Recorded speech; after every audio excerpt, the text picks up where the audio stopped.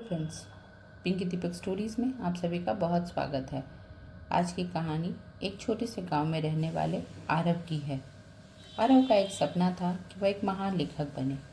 उसका दिल विचारों से भरा हुआ था और उसका मन कल्पनाओं से छलकता रहता था। लेकिन एक समस्या थी, वह किसी भी काम को लंबे समय तक नहीं कर पाता था। कभी वह एक दिन कहानी के 2 पन्ने लिखता तो अगले ही दिन उसे छोड़ देता था।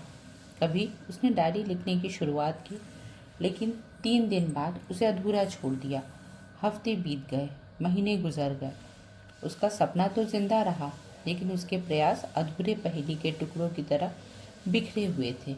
एक शाम खुद से निराश होकर आरव नदी किनारे गया। वहाँ उसने एक बूढ़े व्यक्ति को देखा जो एक बड़े पत्थर को छोटी सी छेनी से तराश रहा था।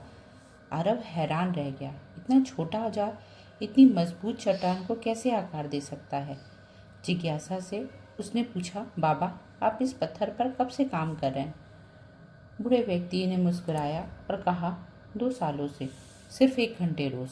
आरव चौंक गया, 2 साल? क्या आपको थकान नहीं होती? क्या कभी उम्मीद नहीं टूटती?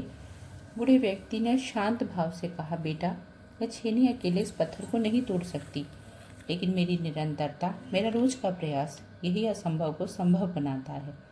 पत्थर एक ही बार में नहीं बदलता, लेकिन हर बार मायने रखता है। यह एक औजार चोट नहीं, बल्कि कई बार दोहराई गई छोटी छोटी चोट उसे आकार देती है।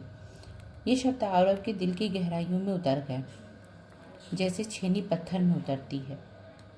उस रात वह घर लौटा। उसने खुद पर निरंतरता की ताकत को आजमाने का फैसला किया। उसने तय किया कि वह एक साथ पूरी किताब लिखने का वादा नहीं करेगा, बल्कि हर दिन सिर्फ 1 पन्ना लिखेगा, बिना किसी बहाने के।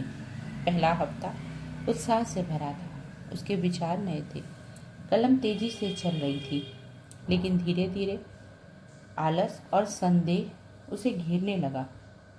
लेकिन उसे उस बूढ़े व्यक्ति की बात याद थी, हर बार मायने रखता है। इसीलिए कठिन दिनों में भी वह कम से कम कुछ पंक्ति अवश्य लिखता। दिन हफ्ते में बदले, हफ्ते महीनों में बदले। धीरे धीरे पन्ने जमा होने लगे। 100 पन्ने, 200 पन्ने, 300 पन्ने, और एक दिन उसके सामने कागजों का एक बड़ा ढेर था।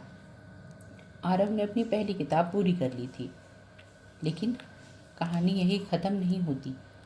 उसने अपनी किताब प्रकाशन को भेजी, लेकिन शुरुआत में कई जगह से उसे अस्वीकार कर दिया गया। पुराने संदेह फिर लौट आए, शायद तुम इतने अच्छे नहीं हो। लेकिन अब आरव निरंतरता का रहस्य सीख चुका था। उसने हार नहीं मानी। वह लिखता रहा, एक और पन्ना, एक और किताब और एक और कोशिश। 2 साल की लगातार मेहनत के बाद आखिरकार उसकी एक किताब प्रकाशित हो गई। धीरे धीरे लोग उसके काम को पसंद करने लगे।